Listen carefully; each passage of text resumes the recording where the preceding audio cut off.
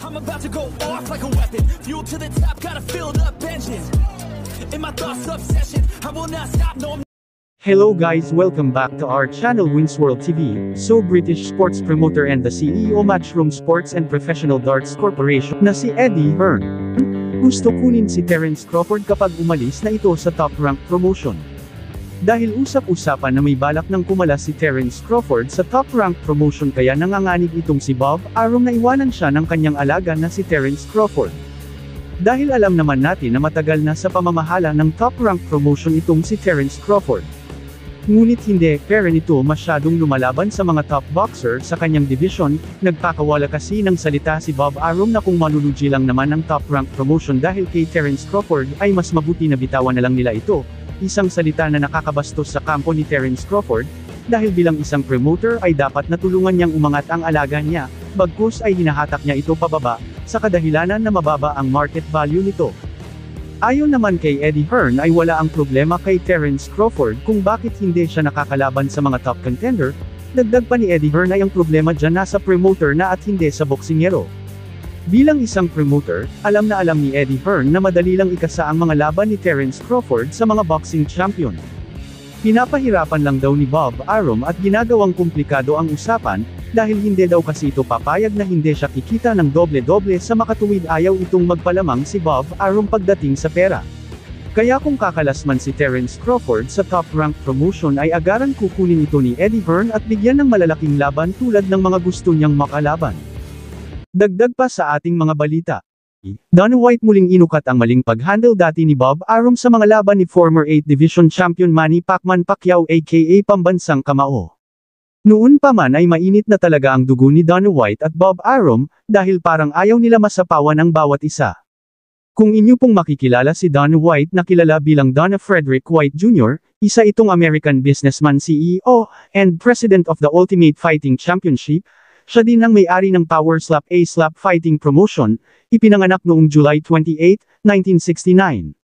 Si Bob Arum naman ay isa sa pinakamalaking promotor sa mundo ng boxing sports at hawak niya ang mga di-caliber na mga boksingero kasali na dito ang former 8th World Division Champion aka Pambansang Kamao Manny Pacquiao.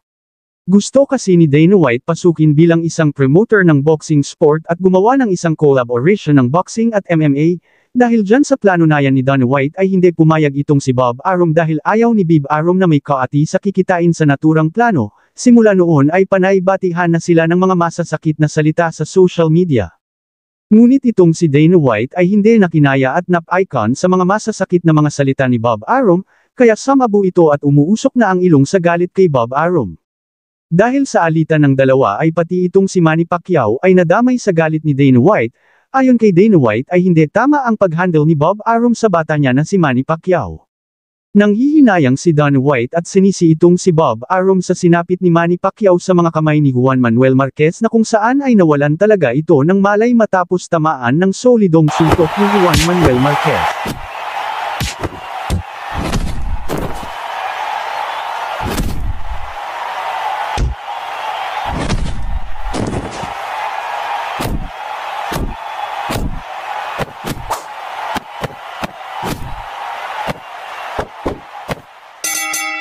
Ayon kay Dana White mali ang ginawa ni Bob Arum, dahil bakit kailangan niya papatulan itong si Juan Manuel Marquez sa pang-apat na pagkakataon, dahil tinalo naman na ito ni Pacquiao sa pangatlong laban nila, dagdag pa ni Dana White ay dapat iba na lang ang itinapat kay Manny Pacquiao at hindi si Juan Manuel Marquez. Sa ginawa daw ni Bob Arum ay talagang pinakita niya na talagang pera-pera na lang ang labanan. You don't take that fight, you idiot. Why would you do that fight? It's all about the money. That's about the money. That's why. That was a money fight. That's what that fight was done for. He should have fought Bradley.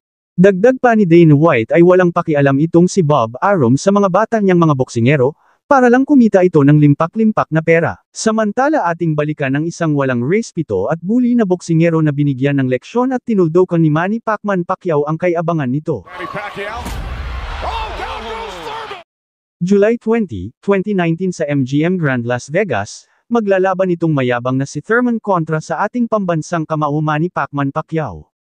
Kakaharapin ni Manny Pacquiao ang walang talo na mayabang at bully na si Thurman, para sa WBA welterweight champion.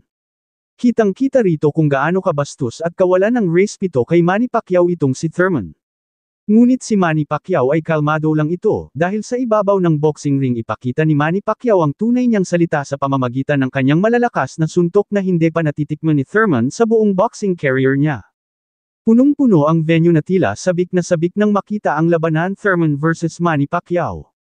Kitang-kita dito na talagang mayabang parent si Thurman sa ibabaw ng boxing ring. Bit of a smile. Missed it, by a half a mile, but just landed a nice straight left hand on Thurman. And Thurman started pressing, and there he goes. He's starting to cut loose. To get used to Manny Pacquiao's rhythm. Ooh. That was a nice right hand, but Pacquiao comes right back. That's a tall order. One thing about me when I was fighting, I never bet on. Habang si Manny Pacquiao ay nanatiling kalmado ay tahimik na pinag-aaralan ang galaw ni Thurman. Hanggang sa nabasa na niya ang lahat ng galawan ni Thurman, at dito na pinalasap ni Manny Pacquiao ang bangis ng kanyang kamao kay Thurman. Manny Pacquiao. Oh, down goes Thurman! Pinaulanan niya ng malalakas na suntok si Thurman na tila halos sinasalo niya ang malalakas na suntok ni Manny Pacquiao. Kitang-kita sa mukha ni Thurman na nagkamali siya ng bimyuli at kinalaban. Right hand and a good hook. I want to give credit where credit's due. Both corners are working really well on staunching the flow of blood. You got, I don't disagree with those numbers because Pacquiao, wherever he goes, he's always flicking out his right hand. That always precedes. That's kind of slowed him down in this round. Oh, good right hand by Thurman. Yeah, he stepped into it when he threw that right hand. Yes, he did. Usually, in Keith Thurman's point of view, he's going to try to do it, but whether he's got enough gas in the tank to be able to do it. Caught him with a right. Got to come back with that left hook. Pacquiao threw a right hook at the same time he got hit by that right hand. Age of 19.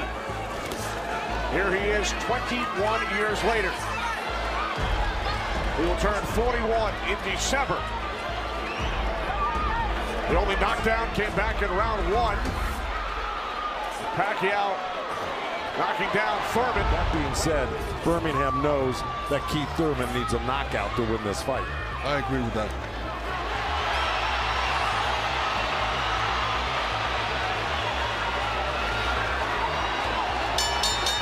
Boxing's pride of the Philippines, the ageless wonder, the one and only current